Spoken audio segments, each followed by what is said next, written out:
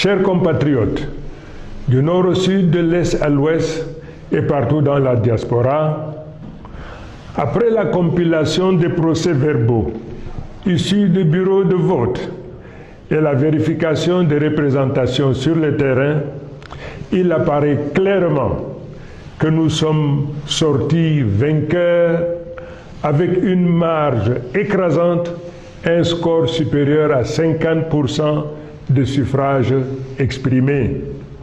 Un tel rejet, un tel désaveu prescrit au président sortant de faire preuve de courage, d'humilité, et au nom de la démocratie et des us et coutumes, appeler le vainqueur, le féliciter et lui notifier sa disponibilité à organiser une transition heureuse, mettant notre nation à l'abri de soubresauts et convulsions qui naîtraient d'une transition subie et non préparée.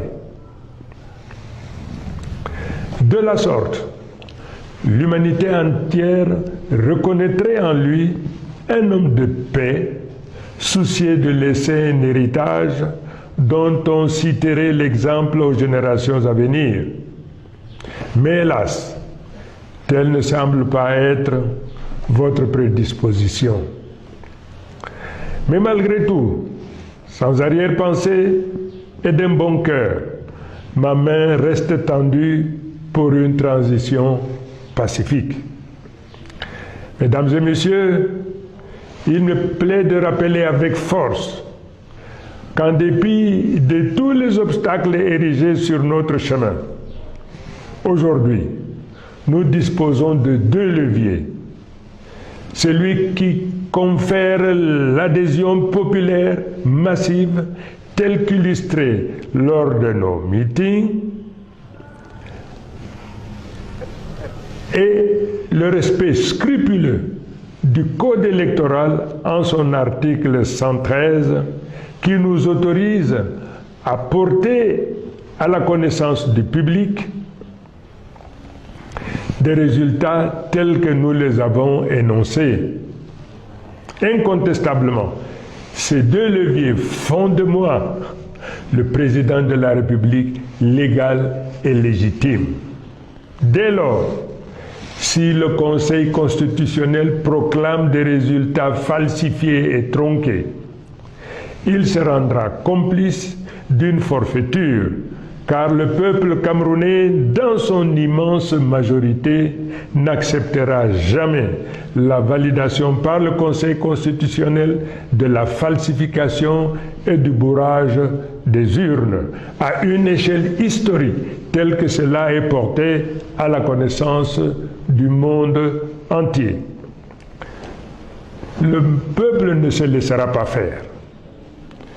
Le peuple est déterminé à se battre face à un régime autiste, à la souffrance et aux difficultés du peuple, confronté à un désarroi d'un lendemain incertain.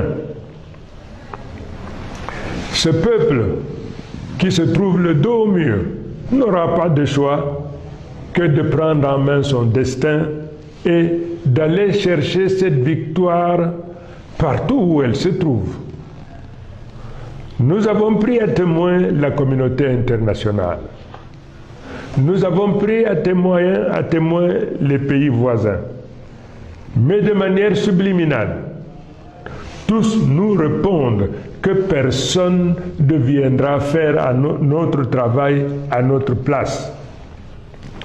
À chacun d'entre nous donc d'aller au tréfonds de son âme pour libérer les forces d'audace, de courage, de mission.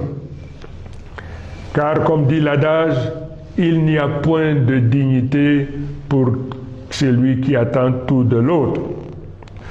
D'autres peuples qui se sont retrouvés dans une situation comparable ou analogue à la nôtre ont résolument pris leur destin en main et ont fait ce qui devait être fait.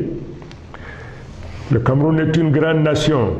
Le peuple camerounais est très grand, un très grand peuple. et de par le monde. Le peuple doit se préparer à montrer au monde que ce qui nous est arrivé ou nous arrive n'est pas une fatalité et qu'ensemble, nous nous préparons à relever ces défis.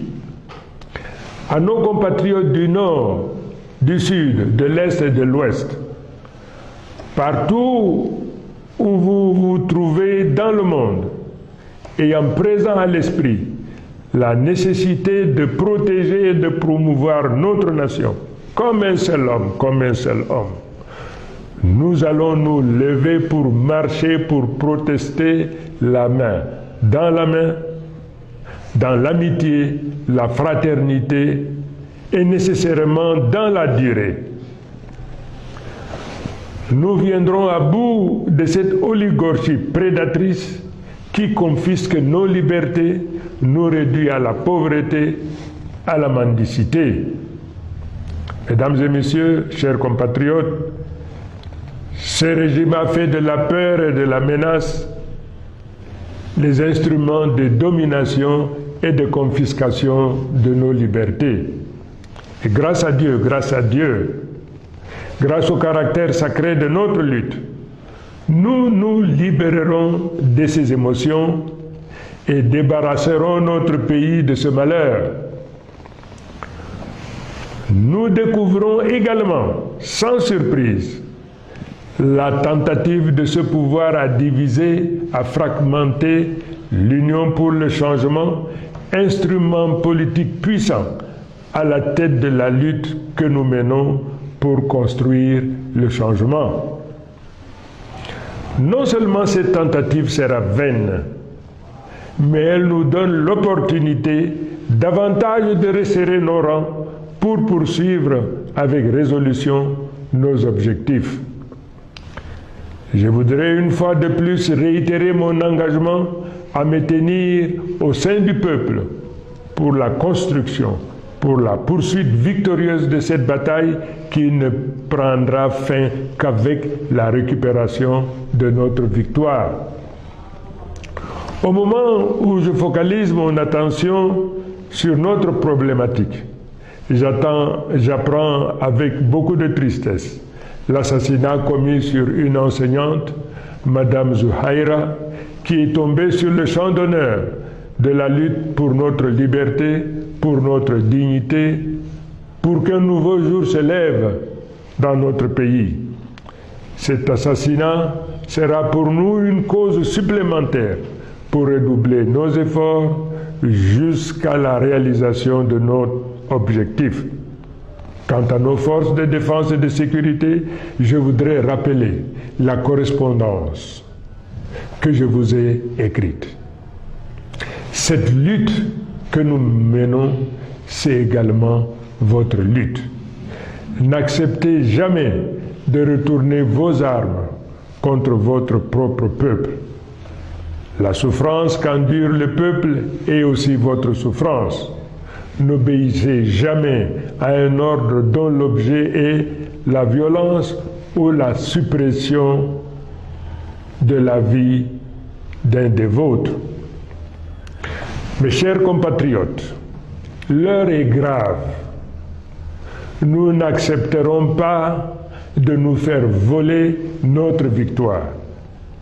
S'ils préfèrent menacer la sérénité et la paix du pays plutôt que d'admettre la défaite, nous répondrons par la détermination pacifique du peuple. J'invite tous les Camerounais, du nord au sud, de l'est à l'ouest, et partout où vous résidez dans le monde, à sortir comme un seul homme dans la paix et dans l'amour de la patrie. Marchons pour la libération et pour la revendication de notre victoire. Créez une grande vague pacifique qui montrera au monde que le peuple en a assez et qu'il veut sa liberté. Le droit de manifester est un droit universel. Exerçons-le avec discipline et dignité. Je vous remercie. Vive le peuple souverain. Vive le Cameroun libre, uni et réconcilié.